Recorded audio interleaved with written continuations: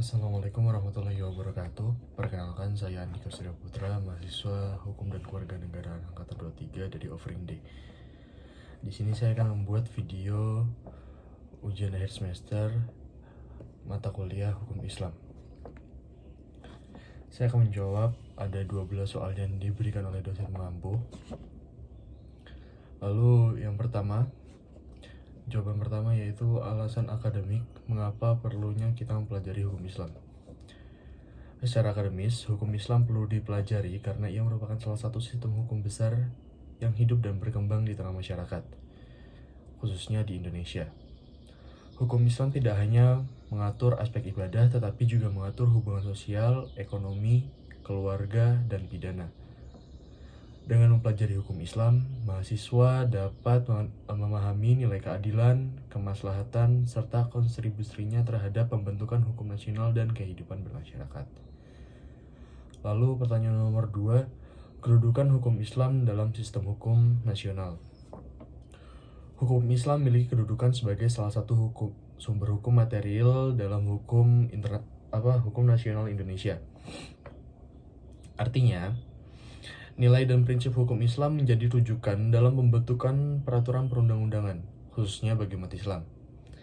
Contohnya, kita dapat melihat dalam Undang-Undang Perkawinan, kompilasi hukum Islam, serta regulasi terkait perbankan dan ekonomi syariah. Lalu, pertanyaan nomor 3, pola pemberlakuan hukum Islam dalam sistem hukum nasional. Pola pemberlakuan hukum Islam dilakukan melalui proses legislasi dan formalisasi hukum.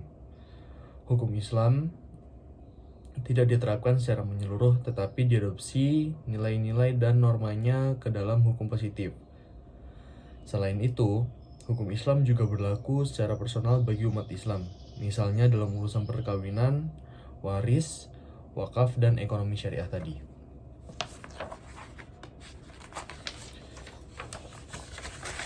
Lalu pertanyaan nomor 4. Contoh konkret tujuan hukum Islam dalam melindungi hak dan harta keturunan. Dalam melindungi harta, hukum Islam melarang pencurian, penipuan, riba, dan praktik ekonomi yang merugikan orang lain. Sedangkan dalam melindungi keturunan, hukum Islam mengatur pernikahan yang sah, melarang zina, serta menetapkan aturan nasab dan perwalian agar garis keturunan jelas dan hak terlindungi. Lalu pertanyaan nomor 5, mengapa diperlukan ijma dan qiyas selain Al-Quran dan hadis? Ijma dan qiyas diperlukan karena tidak semua persoalan kehidupan modern dijelaskan secara eksplisit dalam Al-Quran.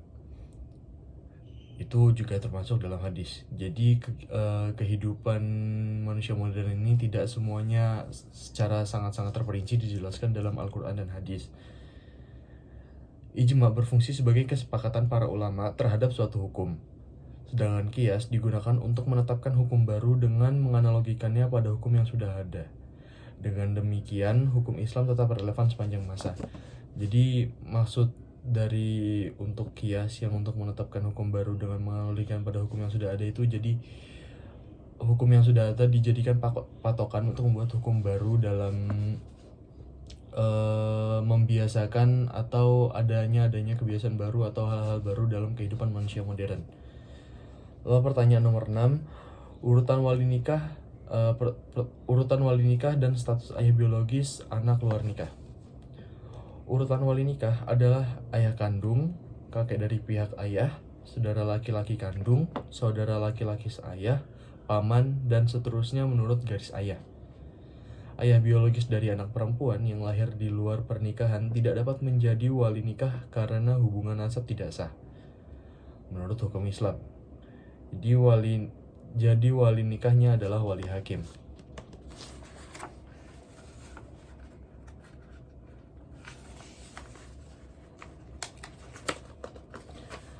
Pertanyaan nomor 7, perbedaan antara hukum waris, wakaf, wasiat, dan hibah. Hukum waris mengatur pembagian harta serta seseorang meninggal dunia. Wakaf adalah penyerahan harta untuk kepentingan umum atau ibadah secara permanen. Wasiat adalah pemberian harta yang berlaku setelah wafat maksimal sepertiga dari harta. Sedangkan hibah adalah pemberian harta secara sukarela saat pemberi masih hidup. Selanjutnya pertanyaan nomor 8, kapan anak perempuan mendapat bagian 2/3 warisan? Anak perempuan mendapatkan bagian 2/3 apabila pewaris hanya memiliki satu atau lebih anak perempuan dan tidak memiliki anak laki-laki.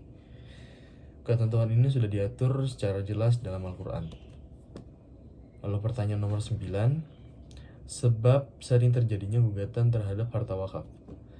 Gugatan terhadap harta wakaf sering terjadi karena kurangnya pemahaman ahli waris tentang hukum wakaf, tidak adanya pencatatan wakaf secara resmi, serta anggapan bahwa harta wakaf adalah masih menjadi bagian dari warisan keluarga.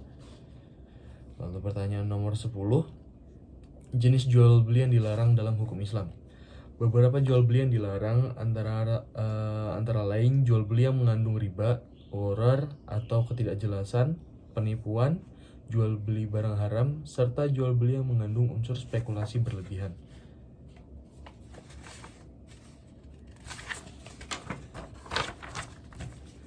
Pertanyaan nomor 11, secara perbankan syariah memberi keuntungan tanpa riba. Perbankan syariah memberikan keuntungan melalui sistem bagi hasil seperti mudharabah dan musyarakah. Jual beli seperti murabahah serta sewa seperti ijarah, dan keuntungan diperoleh dari aktivitas usaha halal, bukan dari bunga. Lalu pertanyaan terakhir atau pertanyaan nomor 12, ciri dan motif utama gadai syariah dan asuransi syariah.